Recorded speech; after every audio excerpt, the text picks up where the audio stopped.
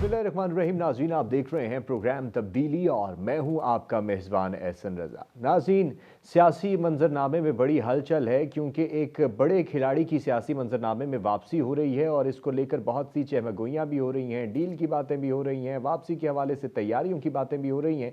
आज के प्रोग्राम में हम बात करेंगे कि सियासी रुख किस तरफ को मुड़ने जा रहा है और नवाज शरीफ साहब की आमद होनी है, इस आमद के साथ ही जलसा होना है। तो नून लीग का ये जलसा नवाज शरीफ की आमद के साथ अगर कामयाब होता है तो फिर आइंदा आने वाले इंतखाबात में इसका क्या असर और रसूख होगा, और अगर नाकाम होता है तो फिर नून लीग को किस किस्म की सूरत हाल का सामना करना पड़ सकता है। इसके साथ साथ पाकिस्तान पीपल्स पार्टी की जानिब से भी बड़े जारहाना किस्म के बयानात सामने आना शुरू हो गए हैं। बिलावल भुट्टो जरदारी साहब कहते हैं कि मुल्क को अगर चलना है तो कानून और आइन के मुताबिक ही चलना होगा, इसके अलावा बिल्कुल नहीं चल सकता। और इलेक्शन पे उन्होंने बहुत बड़ी बात की थी कि इलेक्शन को एक शख्स के लिए रोका गया है। क्यों इस तरह की वो बात कर रहे हैं? क्योंकि कल को वो इत्तेहाद में भी थे, स्पोर्ट में भी थे पीडीएम की। क्योंकि अगर उन्हें इत्तेहादी कहा जाए तो वो इस पर जरा नाला हो जाते हैं। वो कहते हैं जी हम इत्तेहादी नहीं थे, पीडीएम के नहीं थे, बल्कि हम सिर्फ और सिर्फ गवर्नमेंट को मुल्क की स्टेबिलिटी के कॉज में सपोर्ट कर रहे थे। चलें मान लेते हैं इस सारी सूरत हाल को भी जो उनका बयानिया है, और सियासी जमातें जो हैं वो कितना संजीदा हैं अवामी मसाइल को हल करने के लिए। और साथ इस मौजू को भी जेर बहस लाएंगे कि अवामी सतह पर सियासी जड़ें जो हैं वो अवाम में कितनी मजबूत हैं। अवाम के मसाइल की बात क्यों इतना उजागर करने के बावजूद हल नहीं कर पाते ये सियासतदान, और सियासी जमातें सियासी तर्ज अमल की तरफ क्यों नहीं आ रही? क्योंकि एक ही नारा आजकल हमें सुनने को मिल रहा है, वो है लेवल प्लेइंग फील्ड, और इसके पीछे डील। और डील किसके साथ हो रही है, कैसे हो रही है, कब हो रही है, क्यों हुई है, इसके हवाले से तो कोई बात सामने नहीं आती, बस सिर्फ एक नारा हमें सुनाई देता है। तो इसके ऊपर आज के प्रोग्राम में हम बात करेंगे और नवाज शरीफ साहब के जो कानूनी जो मामलात हैं उसके हवाले से भी थोड़ी सी बात करने की कोशिश करेंगे कि पानामा लीक्स में जितने भी इंकशाफात हुए वो नवाज शरीफ साहब के खिलाफ इंकशाफात वो सारे के सारे क्या हकायक के मुनाफी थे या हकीकत पर मबनी है? क्योंकि ये भी आजकल बात की जा रही है कि वो सारे के सारे हकायक के मुनाफी थे और ये झूठे केसेस जो कहा जाता है सियासतदानों पे बनाए जाते हैं। तो नवाज शरीफ साहब उसका खमियाजा भुगत कर वापस वतन आ रहे हैं और कौम उनके इस्तकबाल के लिए तैयार हो जाए। साथ ही हम फ़लस्तीन के हवाले से भी थोड़ी सी बात करेंगे, क्योंकि फ़लस्तीनी भाई जो हैं हमारे इस वक्त बहुत ज़्यादा मुसीबत में हैं। तो हमारी सियासी जमातों का तर्ज अमल क्या है और सियासी जमातें जो हैं फ़लस्तीन के लिए क्यों नहीं उस तरीके से बोल रही जिस तरीके से बोलना चाहिए। और इंतहाई अहम डेवलपमेंट यही हुई कि हमारे आर्मी चीफ ने कोर कमांडर कॉन्फ्रेंस में फ़लस्तीनियों के साथ इखलाकी सफारती सतह पर इजहार हमदर्दी का ऐलान किया, इजहार किया, और उन्होंने कहा कि हम उनके साथ मुकम्मल तौर पर हमारा ताउन है और फ़लस्तीनियों के साथ हम खड़े हैं। तो दुनिया पर इसका क्या इम्पैक्ट पड़ता है इस बयान का, तो इस हवाले से बात करेंगे। तो अपने मौजूद मेहमानों का तारुफ आपसे करा दूं तो जनाब अब्दुल्ला गुल साहब, सरबराह तहरीक जवानान पाकिस्तान और हमारे साथ मौजूद हैं, तज्जियाकार हैं। और जनाब आरिफ चौधरी साहब माहिर कानून हैं और तज्जियाकार हैं, हमारे साथ मौजूद हैं। अब्दुल्ला गुल साहब, आपसे बात का आगाज़ करूंगा। नवाज शरीफ साहब की वापसी की हर तरफ धूम ही धूम है और आ ही रहे हैं। तो सियासी मंजरनामे का धारा किस रुख की तरफ आप देख रहे हैं? क्या सियासी मंजरनामा होगा उनकी आमद के बाद? बिस्मिल्लाहिर्रहमानिर्रहीम। आपका देखिए, सियासी मंजरनामा जो है वो तो बड़ा वाज़ेह हो रहा है। कुछ इंडिकेटर्स होते हैं, कुछ जानबूझ के दिए जाते हैं। जैसे वहाँ बरतानिया के अंदर कुछ लोगों की मुलाकातें हुई, फिर मुलाकातों के नतीजे के बाद उनको अलविदा कहने से पहले आपको मालूम है कि वहाँ पाकिस्तान के जो हाई कमिश्नर थे वो वहाँ मौजूद थे, और ये वीडियो तो जानबूझ के लीक की गई थी ये पैगाम देने के लिए। और फिर ज़ाहिर है जिस तरह से मीडिया के ऊपर एक वक़्त में पीटीआई छाई हुई थी, अब जो है मीडिया के ऊपर पाकिस्तान मुस्लिम लीग नून जो है उसका दौरा चल रहा है। लेकिन ये सारी बातें अपनी जगह, फिर आप देखें कि जिस तरह से हाई कोर्ट से उनको रिलीफ मिला है, अब तो मेरे ख़्याल में इसमें कोई शक-व-शुबा और इबहम नहीं होना चाहिए कि हालात किस तरफ जा रहे हैं। पीपल्स पार्टी जो है वो पहले ही कह चुकी, और उन्होंने लेवल प्लेइंग फील्ड का मुतालबा किया। अब आहिस्ता-आहिस्ता अगर नज़र तो ये आता है, क्योंकि देखिए 2/3 मेजॉरिटी जो है, ये किसी भी पार्टी के लिए लेना बहुत ही एक जो है शीर लाने के मुतरादिफ होगा। हुँ, क्योंकि इस टाइम पे ग्राउंड की जो रियलिटीज़ हैं, उनको आप जो है इग्नोर नहीं कर सकते। जब पीडीएम के अंदर दायाँ बाज़ू और बायाँ बाज़ू गले लग गया, तो हुँ। यकीनन एक दायाँ बाज़ू जो था, उसकी ज़रूरत पाकिस्तान को महसूस होने लग गई। लेकिन पीटीआई वो दायाँ बाज़ू नहीं बन पाई, क्योंकि 9 मई के वाक़यात जो थे, वो यकीनन राइट विंग पॉलिटिक्स के लिए जो है किसी सूरत भी मौज़ू नहीं थे। तो फिर एक राइट विंग जो है वो आज भी मेरे ख़्याल में बाँझ पड़ा हुआ है, उसको हुँ। ज़रूरत है। मुस्लिम लीग उसको फ़िल करने की कोशिश करेगी, लेकिन फ़िलहाल हकीकत ये है कि एक रिज़ेंटमेंट मौजूद है। ग्राउंड के ऊपर वो बहुत कमज़ोर हैं। पैसे के ज़ोर के ऊपर जलसे तो आप कर सकते हैं, लेकिन वोट को डालना ज़रा एक मुख्तलिफ काम है। और अभी देखिए ना, जो इलेक्शन कमीशन है, वो बच्चा तो नहीं है, हुँ। वो भी तो डेट दे सकता था, लेकिन उसने डेट नहीं दी। इसका मतलब है कि इसके पीछे इलेक्शन कमीशन की एक ख़ास हिकमत अमली है, जो आपको आने वाले चंद दिनों में नज़र आ अच्छा, जाएगी। अच्छा दूसरी सर मैं आता हूँ, इसी पॉइंट पे आता हूँ कि क्या हिकमत अमली भी थी और ये नवाज़ शरीफ साहब के जलसे के हवाले से भी मैं आपका पॉइंट लूँगा क्योंकि आपने ग्राउंड रियलिटी की बात की है। आरिफ चौधरी साहब सर फरमाइएगा कि नवाज़ शरीफ साहब की वापसी और फिर कानूनी मामलात और फिर ज़मानतों के हवाले से नैब का मौक़िफ़ भी तब्दील हो गया और उन्होंने कहा कि 24 अक्टूबर तक मुअत्तल भी कर दें।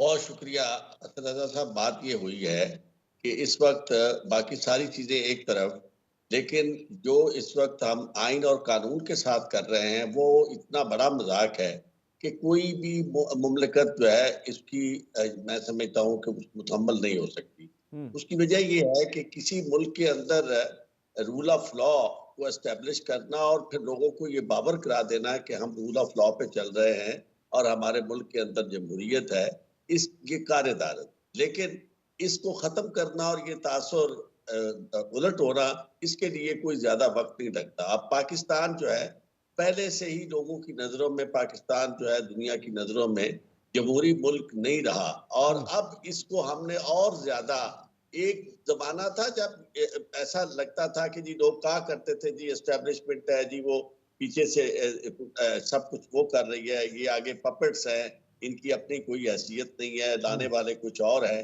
ये चीज़ें थी, लेकिन आहिस्ता-आहिस्ता करते अब तो ऐसा हुआ है कि बिल्कुल सीधा-सीधा मैदान अमल में आकर आपने फैसले शुरू कर दिए हैं। लोगों को नज़र आ रहा है कि एक पार्टी को आप बिल्कुल क्रश कर रहे हैं, उनके खिलाफ मुकदमात बनाए जा रहे हैं, और 9 मई का वाक़या भी जो है ये बड़ा, मैं समझता हूँ कि अब बस कर देनी चाहिए। उसकी वजह ये है कि दुनिया में मोहब्बत के साथ लोगों को यानी वतन की मोहब्बत पैदा की जा सकती है।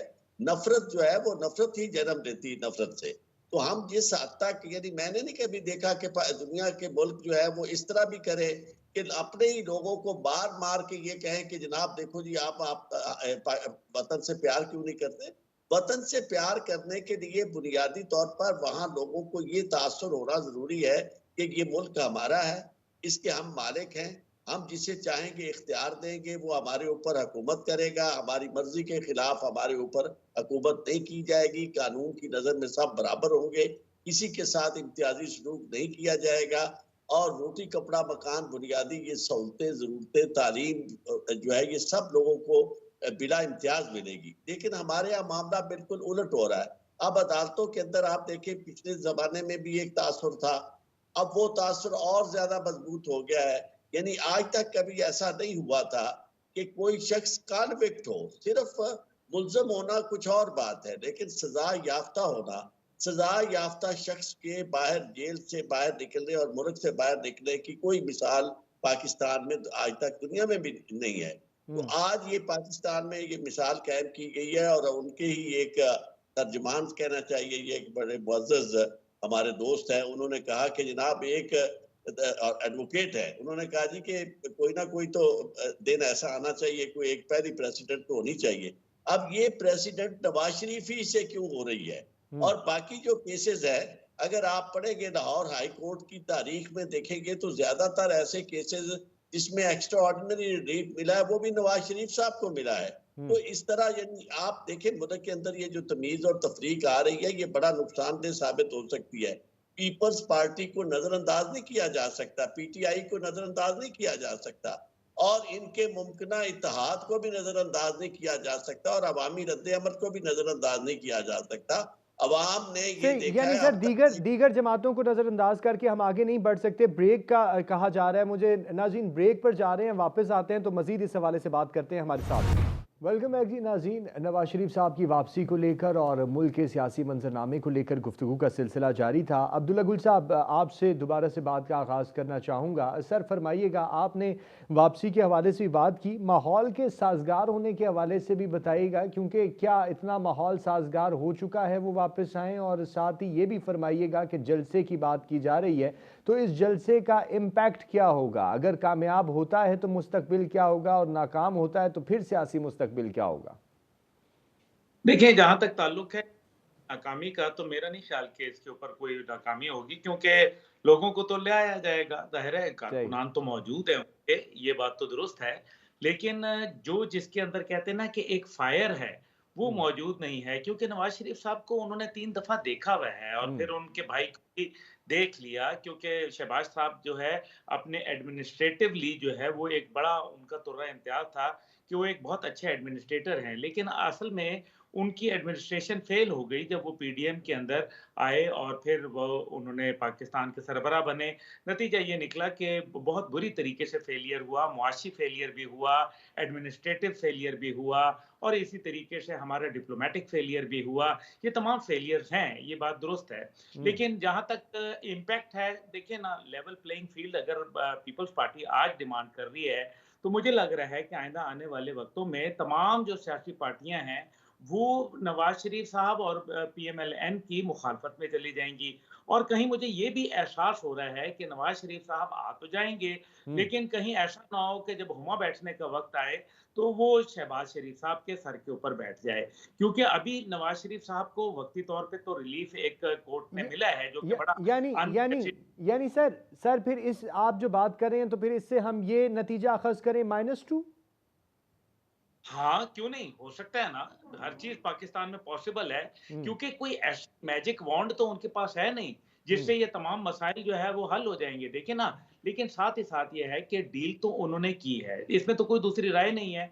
अगर डील ना हो, तो फिर पाकिस्तान में ऐसे आना, तमाम माहौल साज़गार होना और एडमिनिस्ट्रेशन जितनी भी पाकिस्तान के अंदर जहाँ-जहाँ है, बिलख़सूस पंजाब के अंदर, उनको एक सपोर्टिव जो है वो तो नज़र आ रहा है ना, मीडिया हम्म। पे भी नज़र आ रहा है। लेकिन देखिए, असल मसला ये है कि मीडिया जो होता है वो हाइप क्रिएट करता है, इसमें कोई दूसरी राय नहीं है और ये हाइप माज़ी में भी क्रिएट हुई। लेकिन जैसे चौधरी साहब ने यहाँ अभी बात कही, देखिए क्या 2018 से पहले नहीं हुआ था? ये हम्म। लोग इसी तरह से ज़बरदस्ती ज़ोर के साथ लाए भी गए थे, इनको पीटीआई जॉइन भी कराई गई थी। ये हम्म। कोई नज़रियाती उनके साथ जो है वाबस्तगी नहीं थी। हम्म। लेकिन कोई भी पार्टी, चाहे वो कोई दीनी पार्टी हो या वो सियासी पार्टी हो, अगर वो इंतहा पसंदी का रास्ता अपनाएगी और 9 मई को तो अभी 1 साल भी नहीं हुआ हम्म। कि हम उसको भूल, भाई कैसे भूल सकते हैं? हम्म। इतना बड़ा वाक़या हुआ है। हम्म। आपके पाकिस्तान में वो हुआ जो दुश्मन ने ना कर पाया, तो भूला नहीं जाता। जो अच्छा। भी मुजरिम है, अच्छा सर, चाहे इसमें इस इसका जो आप बात करें, इसका पॉइंट मैं आरिफ चौधरी साहब से भी लेना चाहूँगा, क्योंकि वक्त को भी मुझे मद्देनज़र रखना है। आरिफ चौधरी साहब फरमाइएगा, अब्दुल्ला गुल साहब ने भी बात की और इसके साथ मैं आपके सामने सवाल भी रखना चाहूँगा कि बड़े बड़े खिलाड़ी जो हैं वो आपने पाकिस्तान तहरीक इंसाफ की बात की, दीगर जमातों के हवाले से भी आपने बात की, लेकिन आपका मौक़िफ़ जो था वो 9 मई को लेकर था। तो अभी बड़ी बड़ी जो विकटें हैं वो गिरती चली जा रही हैं, और जब वो गिरती हैं तो साथ साथ वो बड़े बड़े इंकशाफात भी करती हैं। जैसे कि अभी फ़ारूक हबीब साहब ने कहा जी कि हमें तो उकसाया गया ये सब कुछ करने पे, दीगर जमातें, दीगर पार्टियां वो सब की सब इन्वॉल्व थी, तो यही काम ये लोग भी कर रहे थे और हमसे बंद लिफाफों पे जनाब सारे काम करवाए गए। तो फिर इस सूरत हाल में आपका क्या मौक़िफ़ होगा?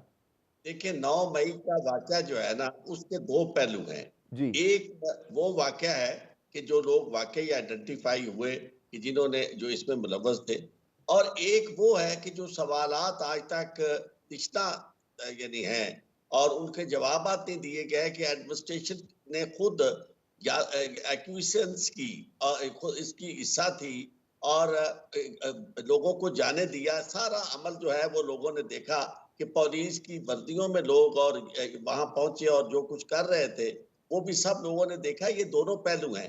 आज तक एक बात देखिए, मैं आपको एक अर्ज करूं, जो भी शख्स, हमारी तो सारी नस्लें पाकिस्तान में ही पैदा हुई हैं और यही दफन हुई हैं। मैं मुझे तो ये पता ही नहीं है कि हिंदुस्तान के साथ हमारा तो ऐसा कोई वास्ता नहीं है। हम तो पाकिस्तान में ही हैं। तो इसलिए कोई सोच ही नहीं हो सकती हमारी कि हम पाकिस्तान में कोई शख्स कायदे आजम की जात के बारे में या पाकिस्तान के बारे में कोई नेगेटिव काम करे या इस तरह की बात करे तो आप उसे सपोर्ट करें। लेकिन इसकी आड़ में किसी को ये हक नहीं पहुंचता कि यदि आप उसकी तहकीक और तफ्तीश किए बगैर और उन सवालात का जवाब, ये कोई छोटी सी बात थोड़ी है, पाकिस्तान की बेसिक जो असास है उस पे हमला करने का इल्जाम लगाना और और एक बहुत सारी बड़ी पॉलिटिकल पार्टी को उसका मुर्दे इल्जाम ठहराना और उसे मौका तक ना देना। सर जी कोई बाहर से तो इल्जामात हैं ही हैं, वो तो उनको एक तरफ रखें, लेकिन पार्टी के अपने बंदे भी तो लगा रहे हैं जो जाते जा रहे हैं। बताऊं, पार्टी के अपने बंदों के साथ जो हो रहा है, अच्छा। मैं समझता हूं कि हमारे सर शर्म से झुक जाते हैं कि जिस तरह लोगों को पकड़ के उनके साथ जो कुछ किया जाता है और फिर उसके बाद बयान करवाए जाते हैं। अगर वो लोग जेलों में ना हो या लापता ना हो, आके अपने तौर पर बयान दें तो और ये वादा माफ गवाह बने, मुझे कोई एतराज नहीं होगा, मैं खुद आपका हामी हूँगा। लेकिन ये करना कि लोगों को सबसे पहले लापता करना या उन्हें गिरफ्तार कर लेना और उसके बाद आपके पास रहे और आप उनकी हालत भी देखने वाली होती है कि किस तरह उनके घरों में जो कुछ हो रहा होता है उनके साथ। ये तो देखे ना, ये तावान वाली वो बात होती है, अगवा बराए तावान। उसके बाद किसी की इतनी हिम्मत नहीं होती कि जो आखिर दम तक खड़ा रहे और पाकिस्तान की पुलिस जो है वो किसी से कुछ भी बयान करवा सकती है। तो मैं ये समझता हूँ कि ये जो आपने इन बयानात की हैसियत को मैं बिल्कुल तस्लीम करूं, अगर वो आजादी से अपनी मर्जी से ये बयानात दे, ये बहुत बड़ा सवालिया निशान है। और ये जो मुस्लिम लीग नून है, मैं एग्री करता हूँ अपने छोटे भाई से गुल से कि उन्हें कभी भी ये नजरअंदाज नहीं करना चाहिए कि उन्होंने 16 माह पाकिस्तान के अवाम का खून चूसा है और सारा उनके सर है। पीपल्स पार्टी ने बड़ा दामन अपना बचाए रखा, बावजूद इसके कि वो इस पर हिस्सादार थी। लेकिन इसके बावजूद फोर फ्रंट पे जो मुस्लिम लीग नून थी, उनकी यही टीम थी जो अब नवाज शरीफ साहब दोबारा लेके आ रहे हैं और जो कह रहे हैं कि अब नवाज शरीफ आएंगे तो दूध की नहरें होंगी और शहद के चश्मे होंगे। अच्छा सर, ये तो वक्त ही बताएगा। अब्दुल्ला गुल साहब कुछ कहना चाह रहे हैं सर, जो कहना चाह रहे हैं वो भी कहिएगा और साथ ये भी फरमाइएगा कि सियासी जमातें जो हैं वो ढील पे इन्हिसार क्यों करती हैं सारी। देखिए, सारी सियासी जमातें असल में अंदर से हॉलो होती हैं और अपने ऊपर यकीन नहीं रखती और फिर उनके लोगों ने, उनकी लीडरशिप ने करप्शन की होती है, चाहे कोई भी हो। मैं इसमें किसी को भी, मैंने बड़े सबको देख लिया है और मुझे पता है कि अंदर से ये लोग सब किसी ना किसी एटीएम या किसी माफिया को जो है सपोर्ट कर रहे होते हैं और उसके नतीजे में माफिया इनको फाइनेंशियली सपोर्ट करता है। अब जो है वो देखिए ना, सर तो शर्म से तब भी झुके थे जब चौक यतीम खाना में एक मजहबी जमात के लोगों को कत्ल कर दिया गया था, मावराए अदालत ही किया गया था। तो उसके ऊपर भी यकीनन सर शर्म से झुकने चाहिए थे। और हमें ये भी याद है कि एक तो तरफ ये है कि वो पुलिस वाले, वो लोग जो भी थे वर्दियों में, बिल्कुल उनको जो है नहीं बख्शना चाहिए और उनका पूरा जो है वो इंसाफ होना चाहिए। लेकिन दूसरी तरफ जिन लोगों की फोरेंसिक हुई, जिनकी वीडियोस और ऑडियोज जो है फोरेंसिक के अंदर साबित हो गई, उन्होंने उनको फोरेंसिक को चैलेंज क्यों नहीं किया, क्यों नहीं बताया कि ये फोरेंसिक गलत है। उसके मुतालिक फिर क्या होगा, क्योंकि वो लोग तो, उनकी लीडरशिप थी और वो लीडरशिप के ऊपर जो जिस तरह से अभी फरूख हबीब या दीगर जो माजी के लोग जिन्होंने बयानात दिए हैं, मुझे ये बताएं कि उन बयानात में से अगर एक आदमी भी उसको अदालत के अंदर जाके वो बयान दे देता है तो फिर चौधरी साहब तो इसको जानते हैं कि ये बयान जो है बड़ा गले का बंधा। कौन सी अदालत?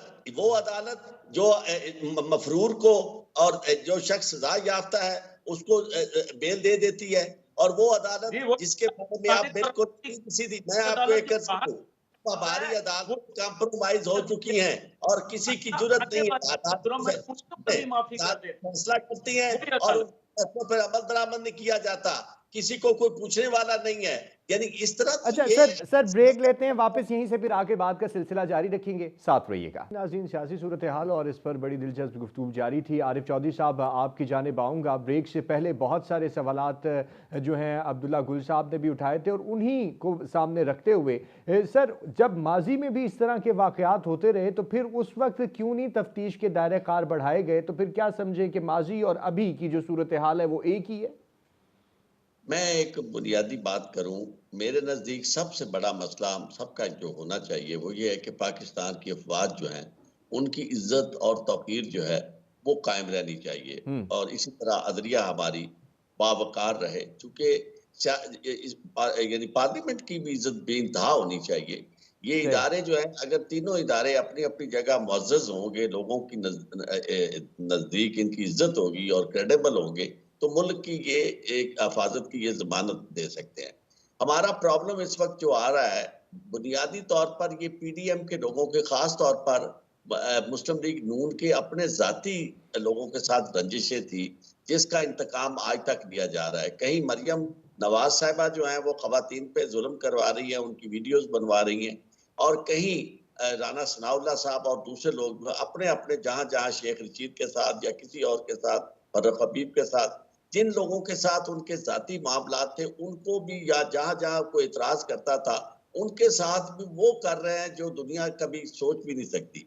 तो ऐसी सूरत-ए-हाल में है वो बराह रास्त सब कुछ कर रहा है, लेकिन जो बात आ रही है वो जो इल्ज़ाम आ रहा है सारे का सारा वो आ रहा है फ़ौज पर और कहा ये जा रहा है कि जी ये 9 मई की आड़ में। अब इनका 9 मई से सब लोगों का ताल्लुक नहीं है। वो लोग जो अब ख़वातीन का भी ताल्लुक या कि वहाँ किसी ने आग नहीं लाई इनमें लगाई वहाँ।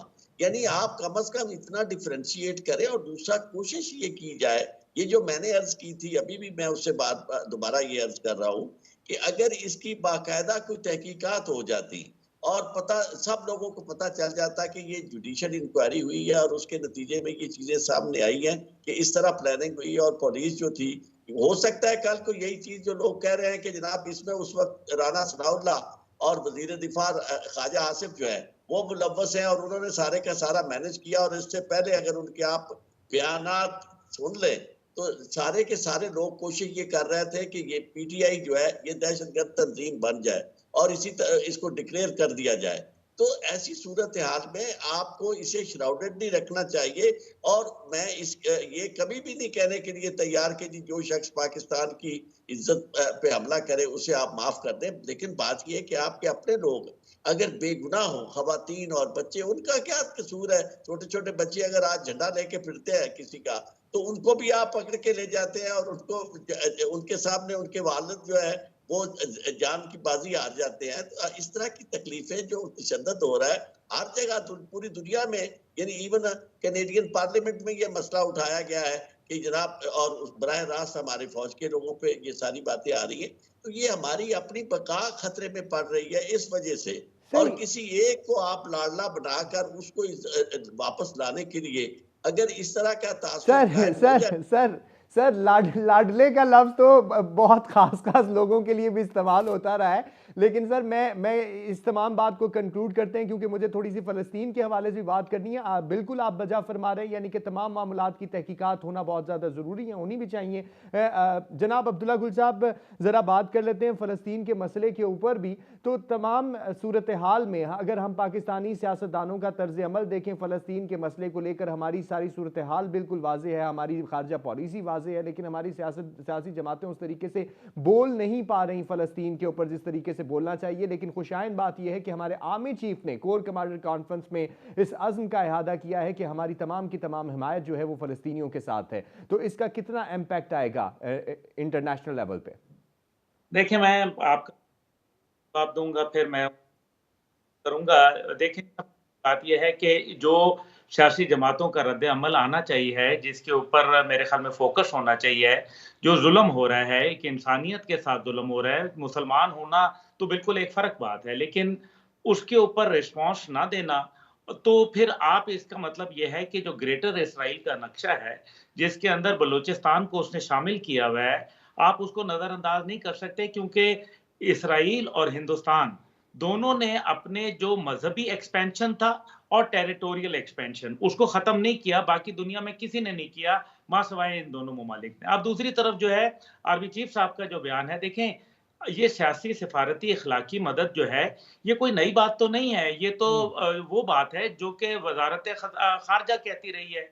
जब फौज की तरफ से कोई बयान आता है तो उसको बड़ा वाज़े और खुलेआम बयान होना चाहिए और वो कोई पोजीशन का बयान होना चाहिए। मेरे ख्याल है हम इससे ज़्यादा उम्मीद करते हैं और मेरा ख्याल है कि कुरान पाक में 484 दफ़ा जो है वो जिहाद का ज़िक्र आया हुआ है और सूरह निसा आयत नंबर 75 बड़े वाज़े कहती है कि जब औरतें, बच्चे, बूढ़े चीखेंगे, पुकारेंगे मदद के लिए कि या अल्लाह कोई मदद के लिए भेज, तो फिर ये देखिए ना, ये वो तमाम बातें हैं जिसके ऊपर हमें सोचना चाहिए और हमें अगर पूरी दुनिया कुफ़ार जो है वो खड़ी हो गई है और वो कहती है कि हम अमली मदद, सियासी, सिफारती, इखलाकी के साथ अमली मदद करते हैं। अमेरिका का प्रेसिडेंट वहाँ पहुँचता है, उनका वज़ीर ख़ारजा, वज़ीर दिफ़ा पहुँचता है, उनके दीगर इंटेलिजेंस के जो लोग हैं वो वहाँ पहुँचते हैं।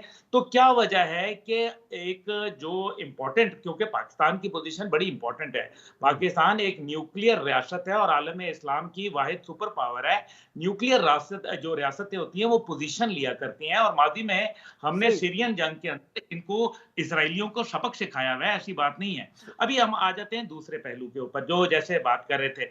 बिल्कुल जुडिशियल इंक्वायरी होनी चाहिए। जुडिशियल इंक्वायरी तो तब होना, देखें वो बिल्कुल जो पुलिस ने किया, जो कुछ किया वो अपनी जगह बिल्कुल खुल के आना चाहिए। लेकिन जिन्होंने एक्सेप्ट कर लिया, जिनकी वीडियोज़ मौजूद हैं, जो कह रहे हैं चलो कोर कमांडर के घर सही पे सर, चलते इस हैं, हवाले उनकी से भी इकदामात उठाना बहुत ज़्यादा ज़रूरी है क्योंकि वक्त मेरे पास बिल्कुल कम रह गया। फ़लस्तीन के हवाले से चौधरी साहब आप फरमाइएगा, जिस तरह अब्दुल्ला गुल साहब ने कहा अमली मैदान में उतरना पड़ेगा, तो क्यों नहीं अमली मैदान में उतर पा रहे?